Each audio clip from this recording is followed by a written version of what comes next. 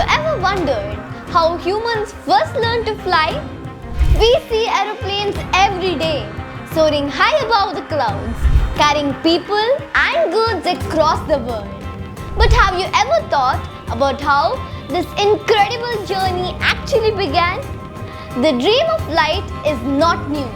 For thousands of years, people have looked at birds with wonder.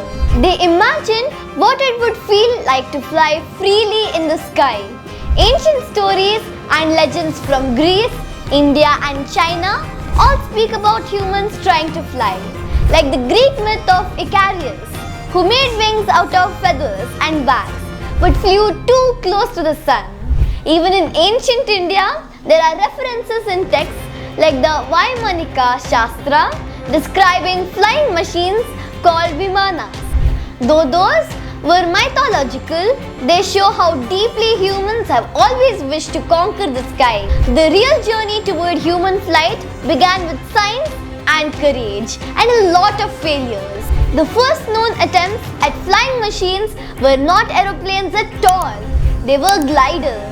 In the 15th century, the great inventor Leonardo da Vinci sketched designs of flying machines inspired by birds and bats. His drawings were brilliant, but he lived at a time when engines didn't exist, so his dreams stayed on paper. Centuries later, in the 1700s, people began experimenting with hot air balloons. In 1783, the Montgolfier brothers from France launched the first successful hot air balloon flight. Imagine the excitement when humans floated above the ground for the very first time. But there was one problem. They could not control where the balloon went. They were at the mercy of the wind. The real breakthrough came in the 19th century when engineers started studying the science of flight. One of the key figures was Sir George Cayley, an English engineer often called the father of aviation. As early as 1799, he identified the four main forces that affect flight: lift, drag, thrust and weight. He even built small gliders that could carry people for short distances. Then came Otto Lilienthal from Germany into the late 1800s, who built and flew over 2,000 gliders. He carefully observed how birds use their wings and tried to copy their movements. Sadly, he died in a crash in 1896. But his work inspired two young brothers in America, Orville and Wilbur Wright. The Wright brothers were not scientists. They were bicycle makers from Dayton, Ohio. But they had something special: curiosity, patience, and an unshakable belief that humans could fly. They studied Lilienthal's work, read every book on flight they could find, and started building their own gliders. The brothers realized that balance was the biggest problem. Birds still their wings to turn. So the Wright brothers invented a system to twist their aeroplane's wings slightly. This idea, called wing wrapping, became the key to control the flight. After hundreds of experiments, crashes and sleepless nights, on December 17, 1903, near Kitty Hawk, North Carolina, the Wright brothers made history. Orville Wright flew the world's first powered controlled aeroplane for just 12 seconds, covering approximately 37 meters. But that tiny flight changed the world forever. Their aircraft, called the Wright Flyer, had a small gasoline engine they built themselves, and it was made of wood and fabric.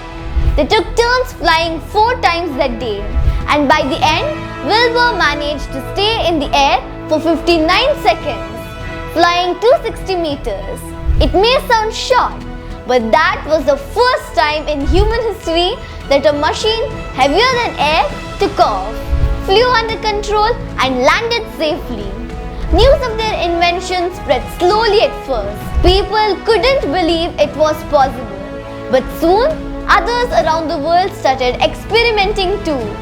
Inventors in France, Brazil, and Britain began building improved versions of the aeroplane.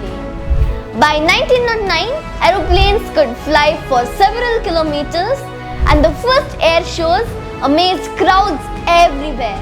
In 1914, during World War I, aeroplanes were used in battles for the first time. For spying and combat, that's when the aeroplane evolved quickly, becoming faster, stronger, and more reliable. After the war, aviation became a dream for explorers and travelers. One of the most famous milestones came in 1927, when Charles Lindbergh flew solo across the Atlantic Ocean from New York to Paris, a journey of over 5,800 kilometers. He proved that aeroplanes could connect distant parts of the world. And how could we forget Amelia Earhart, the first woman to fly solo across the Atlantic? Her courage and determination inspired millions and showed that the sky belongs to everyone, not just men. As decades passed, aeroplanes became faster and safer. The 1930s and 40s brought metal aircraft and powerful engines. Then came the jet age, when planes like the Boeing 707 made global travel possible.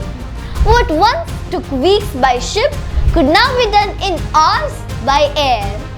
Today, aeroplanes are so advanced they can fly at 35,000 feet, travel faster than the speed of sound, and even land automatically using computers. The Wright brothers' dream had truly taken wings.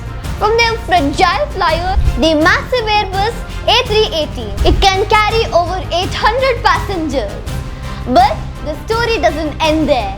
Scientists and engineers are now working on electric planes and solar-powered aircraft that could make flying more eco-friendly.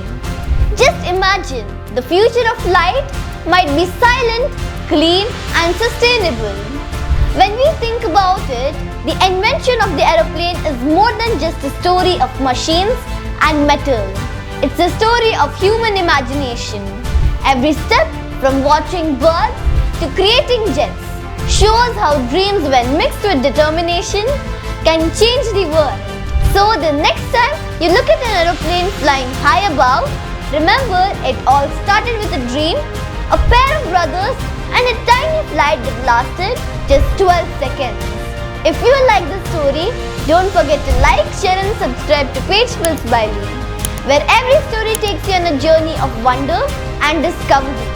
Until next time, stay curious, keep exploring, and never stop dreaming. Signing off, Page Splits by Lee. See you next time.